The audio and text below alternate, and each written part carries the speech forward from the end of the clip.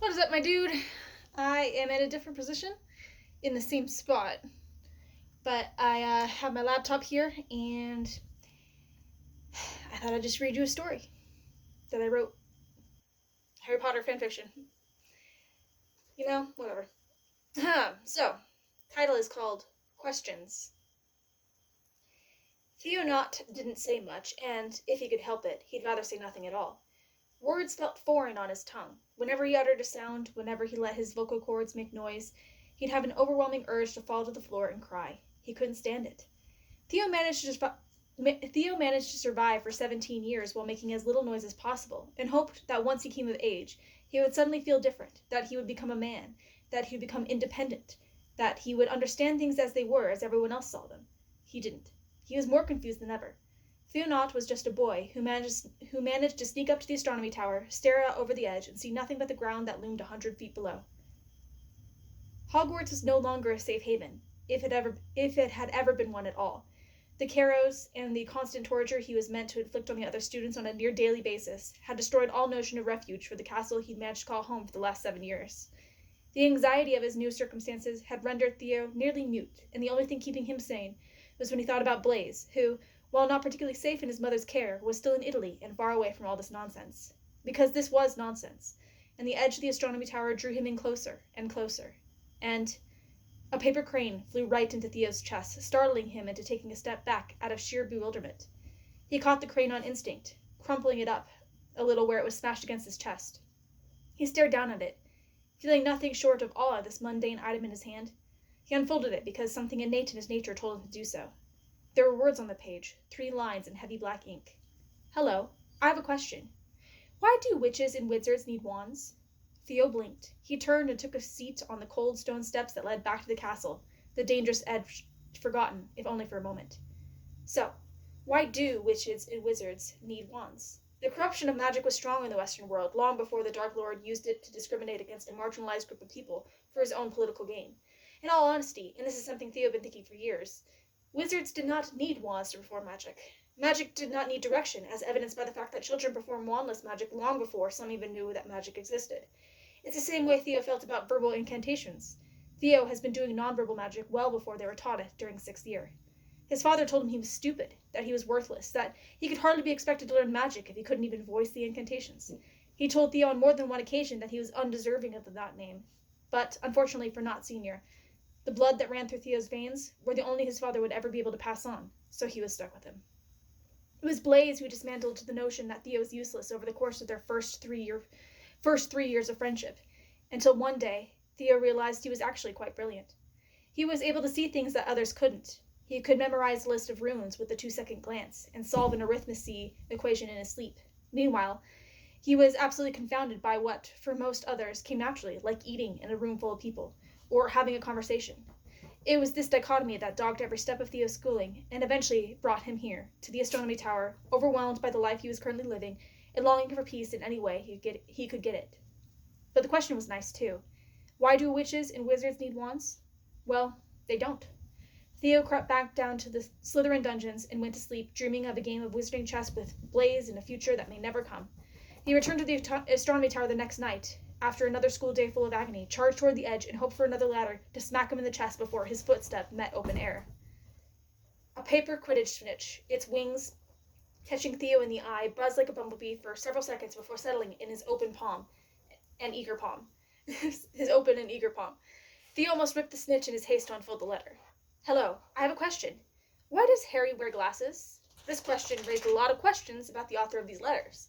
Is the author of these letters talking about Harry Potter? How old is the author of these letters? What is the purpose of the author's letters? Do they know who's reading these letters? Will Theo ever find out who writes these letters?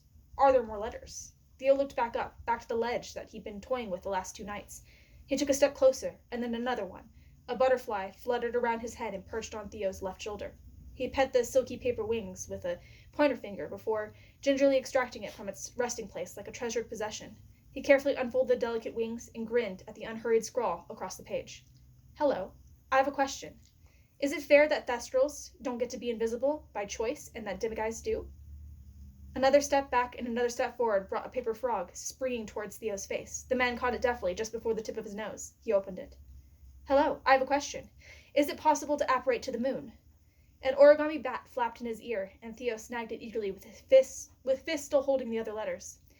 He left the edge of the astronomy tower for fear a change in the breeze would take all his letters away. He took a seat on that same stairwell as the previous night. Hello, I have a question. What time is it? What time was it? Theo closed his eyes and let that question sink in. Those 4 words were so mundane they became outlandish when compared to the question on the other letters.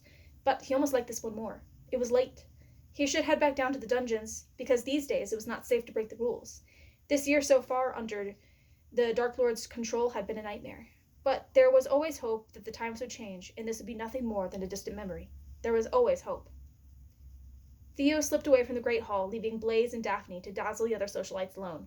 Blaze had clearly been surprised when Theo wrote him about wanting to attend their 10-year school reunion. Theo couldn't blame his friend for his confusion, as he had been nonverbal for years, and interacting with other people still made him nervous. But Theodore Knott, the last of the Knott family lineage, wanted to return to the astronomy tower one last time and give back the letters that kept him alive. It was the least he could do.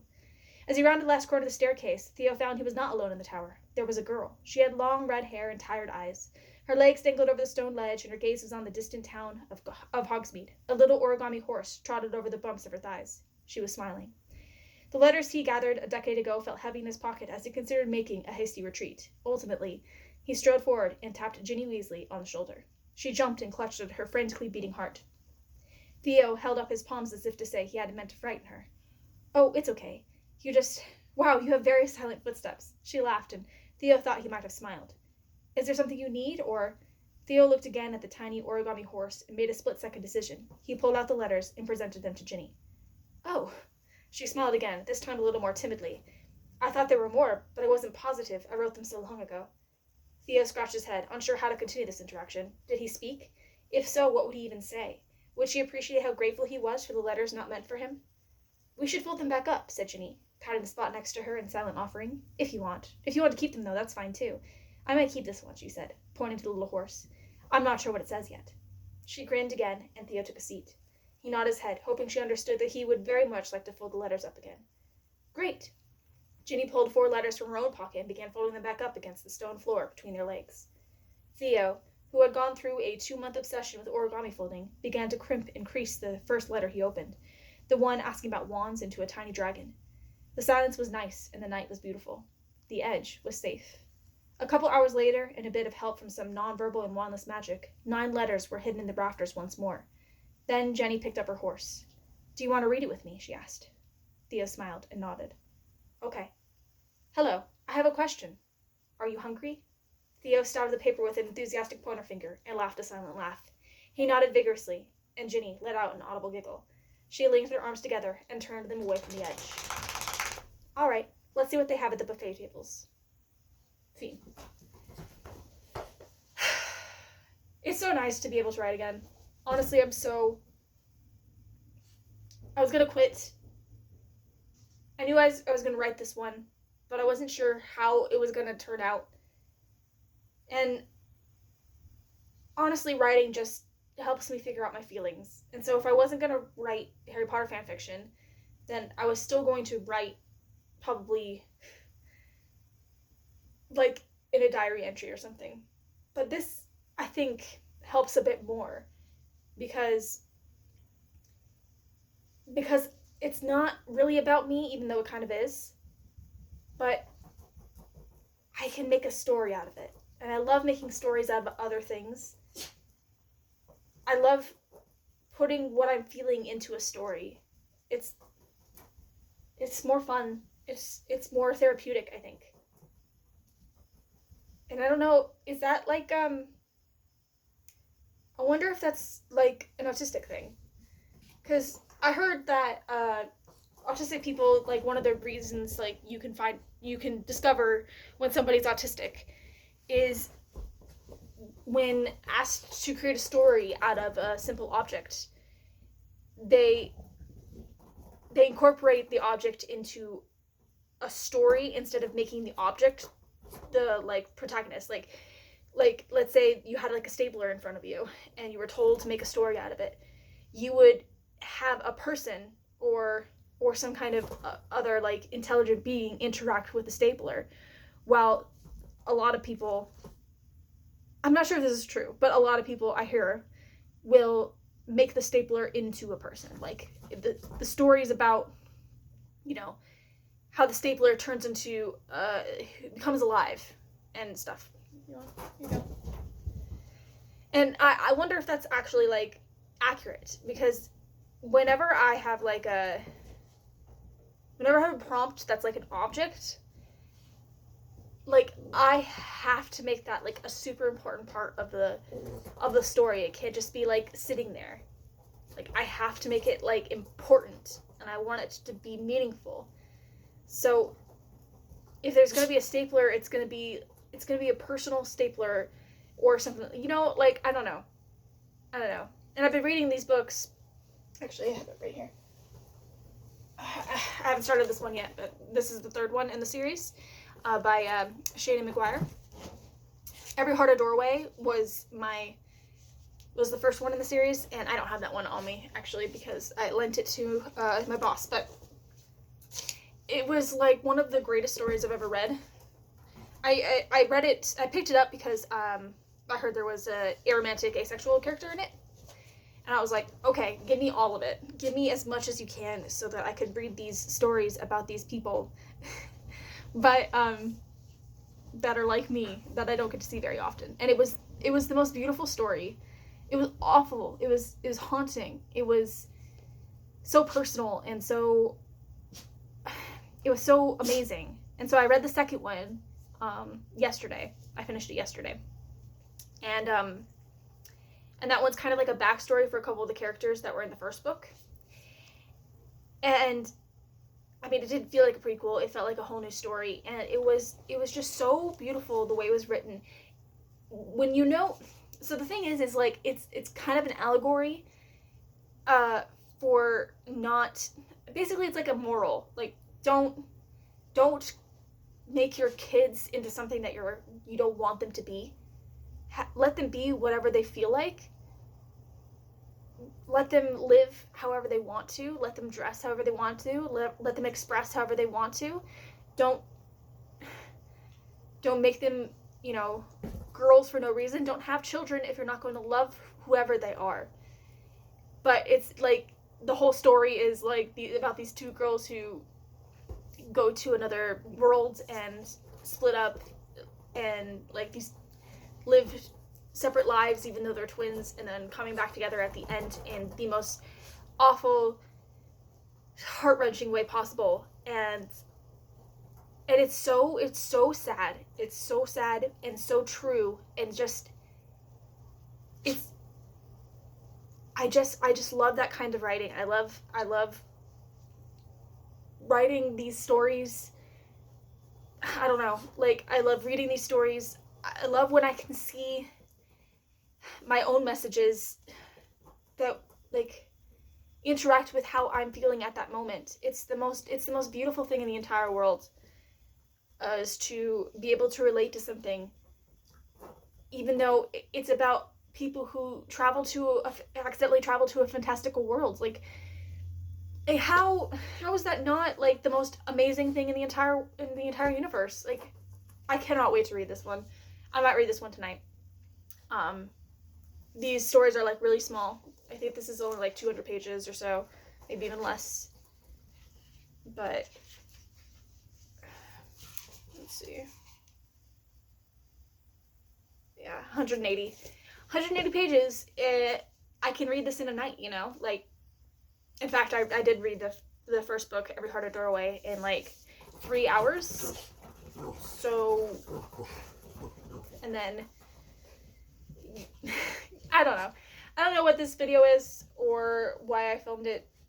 I guess I just wanted to talk about why I love stories. I love stories so much. They should be talked about more. They should be enjoyed more. I don't want to spend my entire life and miss all the stories that I just didn't have time for. Like, I want to read every story that anybody could possibly read. But I just can't sometimes. Like, sometimes I physically cannot read. I don't have the function. I can't function that way. Like, sometimes I don't have the ability to sit down and watch a, an hour and a half long movie, or I can't turn it on. I can't pick up the book. I can't do these things sometimes, and it's sad, and it made me extremely depressed when I couldn't do it for a while. Like, I felt like I was missing out, and I'm trying really hard to be a little bit more okay with missing out on things, because I only have a limited amount of time, but I still have an endless amount of time to go. Like, I'm only 27. I have so much time left, and yeah.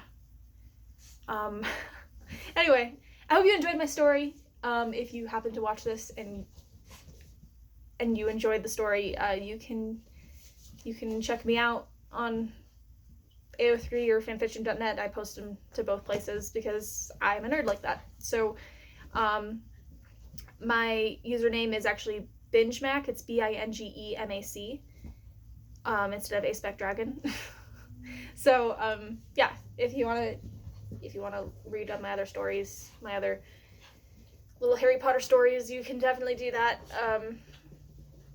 But if you don't want to, that's fine too. I don't care. Yeah. I'm also thinking about, like, doing some more stuff on TikTok. Maybe instead of doing like a 17-minute long video like this one is turning into, maybe I'll just start doing some like little TikTok videos when I think of something and I want to get it out of my head like immediately. So I think TikTok would be very easy for that, just to be like, hey, I have a question. Like, yeah, I have a question. Okay, I'm gonna go now. Thank you for joining me. I love you. Adios. Bye.